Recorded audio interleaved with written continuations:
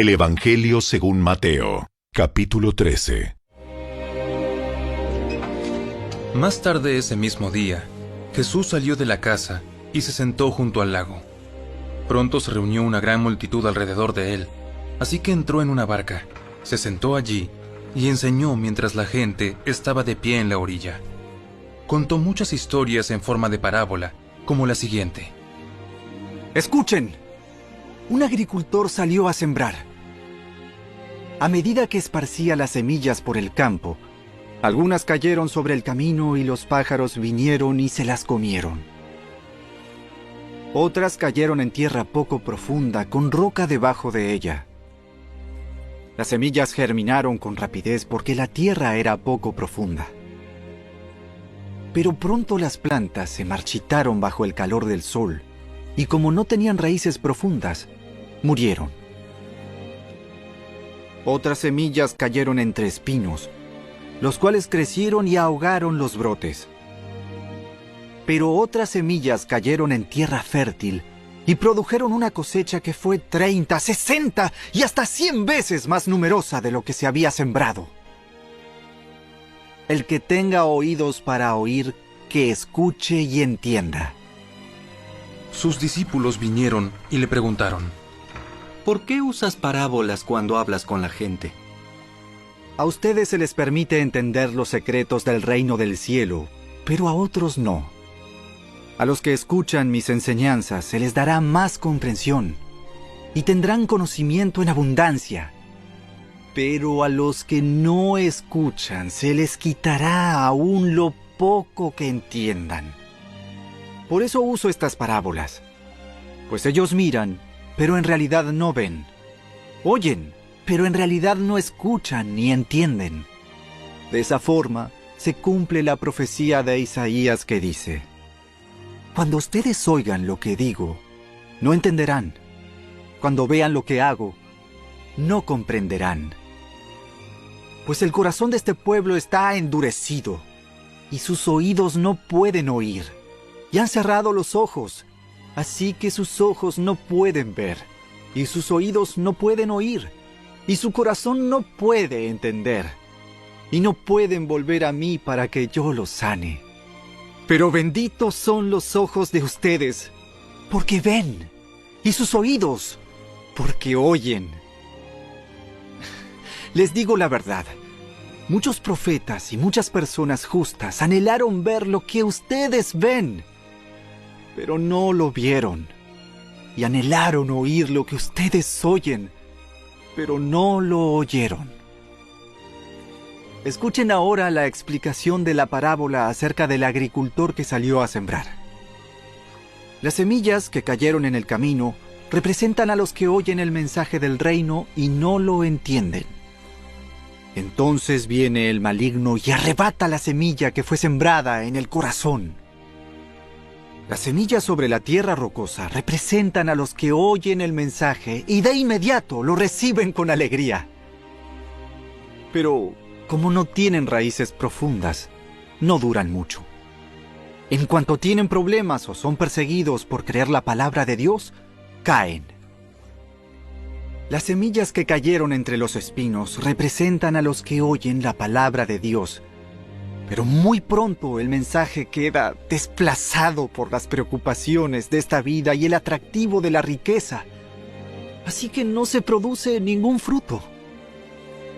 Las semillas que cayeron en la buena tierra representan a los que de verdad oyen y entienden la palabra de Dios, y producen una cosecha 30, 60 y hasta 100 veces más numerosa de lo que se había sembrado. La siguiente es otra historia que contó Jesús. El reino del cielo es como un agricultor que sembró buena semilla en su campo.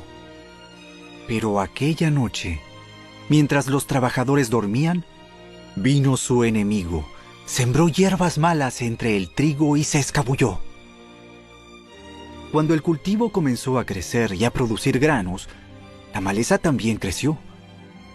Los empleados del agricultor fueron a hablar con él y le dijeron: «Señor, el campo donde usted sembró la buena semilla está lleno de maleza. ¿De dónde salió?» «Eso es obra de un enemigo», exclamó el agricultor. ¿Arrancamos la maleza?, le preguntaron. No, contestó el amo.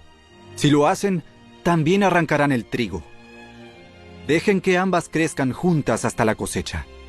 Entonces les diré a los cosechadores que separen la maleza, la aten en manojos y la quemen, y que pongan el trigo en el granero. La siguiente es otra ilustración que usó Jesús. El reino del cielo es como una semilla de mostaza sembrada en un campo. Es la más pequeña de todas las semillas, pero se convierte en la planta más grande del huerto. Crece hasta llegar a ser un árbol y vienen los pájaros y hacen nidos en las ramas. Jesús también usó la siguiente ilustración. El reino del cielo es como la levadura que utilizó una mujer para hacer pan. Aunque puso solo una pequeña porción de levadura en 3 medidas de harina, la levadura impregnó toda la masa. Jesús siempre usaba historias e ilustraciones como esas cuando hablaba con las multitudes. De hecho, nunca les habló sin usar parábolas. Así se cumplió lo que había dicho Dios por medio del profeta. Les hablaré en parábolas. Les explicaré cosas escondidas desde la creación del mundo. Luego, Jesús dejó a las multitudes afuera y entró en la casa. Sus discípulos le dijeron: Por favor, explícanos la historia de la maleza en el campo. El Hijo del Hombre es el agricultor que siembra la buena semilla. El campo es el mundo, y la buena semilla representa a la gente del reino. La maleza representa a las personas que pertenecen al maligno. El enemigo que sembró la maleza entre el trigo es el diablo. La cosecha es el fin del mundo, y los cosechadores son los ángeles. Tal como se separa la maleza y se quema en el fuego, así será en el fin del mundo. El Hijo del Hombre enviará a sus ángeles, y ellos quitarán del reino todo lo que produzca pecado y a todos aquellos que hagan lo malo. Y los ángeles los arrojarán al horno ardiente, donde habrá llanto y rechinar de dientes. Entonces los justos brillarán como el sol en el reino de su Padre. El que tenga oídos para oír, que escuche y entienda. El reino del cielo es como un tesoro escondido que un hombre descubrió en un campo. En medio de su entusiasmo, lo escondió nuevamente y vendió todas sus posesiones a fin de juntar el dinero suficiente para comprar el campo. Además, el reino del cielo es como un comerciante en busca de perlas de primera calidad. Cuando descubrió una perla de gran valor, vendió todas sus posesiones y la compró. También el reino del cielo es como una red para pescar, que se echó al agua y atrapó toda clase de peces.